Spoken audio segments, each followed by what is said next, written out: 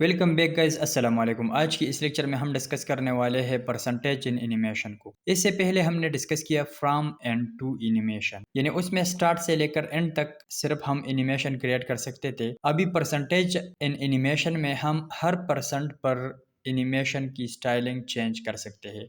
तो चलो चलते हैं वीएस कोड की तरफ, वहाँ पर आपको एग्जाम्पल के साथ समझा लेते हैं। और यहाँ पर जो आप एनिमेशन देख रहे हैं, इसी तरह एक एनिमेशन वहाँ पर हम अभी क्रिएट करने जा रहा है। तो यहाँ पर आप देख सकते हैं कि ये वही एक एलिमेंट है जिस पर मैंने from end to animation apply किया था। वही CSS और वही एनिमेशन प्रॉपर्टीज मैंने इस पे अप्लाई किए हैं। अभी इस पर परसेंटेज एनिमेशन अप्लाई कर लेते हैं। तो फर्स्ट ऑफ ऑल मैं टेम्पलेट क्रिएट कर लेता हूँ @ की फ्रेम, और नेम मैंने उसको दिया है लाइट। यहाँ पर लिख लेते हैं 0%।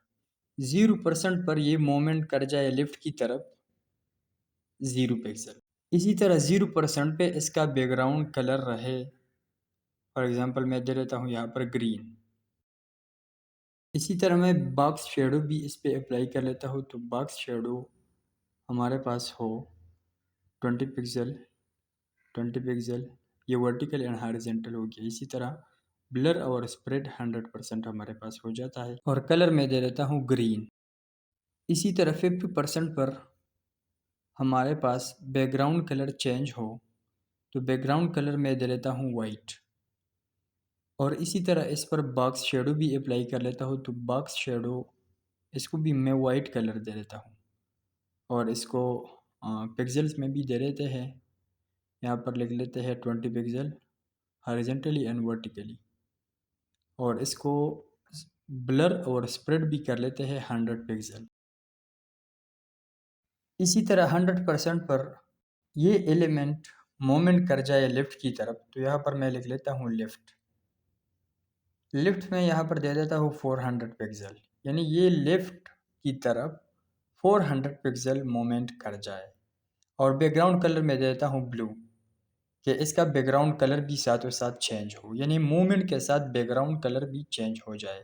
और इसी तरह बॉक्स शेडो भी मैं दे देता हूँ कि बॉक्स शेडो भी इसका चेंज हो जाए। तो मैं बॉक्स शेडो इसको 20 पिक्सल हॉरिजॉन्टल वर्टिकल कर दिया, और स्प्रेड भी 100 पिक्सल एंड ब्लर भी 100 पिक्सल हो गया। और कलर में इसको भी दे देता हूँ ब्लू।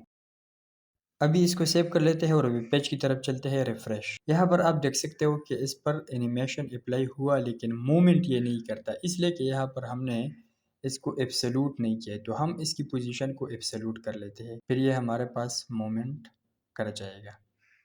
रिफ्रेश। यहाँ पर अभी आप देख सकते हो कि ये 400 पिक्सल लेफ्ट साइड की तरफ मोमेंट कर रहा है। इसी तरह आप इसकी वैल्यू चेंज कर सकते हैं। मैं इसको 600 पिक्सल कर लेता हूँ, तो यह भी 600 पिक्सल मूवमेंट करेगा लेफ्ट साइड की तरफ। तो इसी तरह आप एक एलिमेंट पर एनिमेशन CSS के थ्रू अप्लाई कर सकते हैं।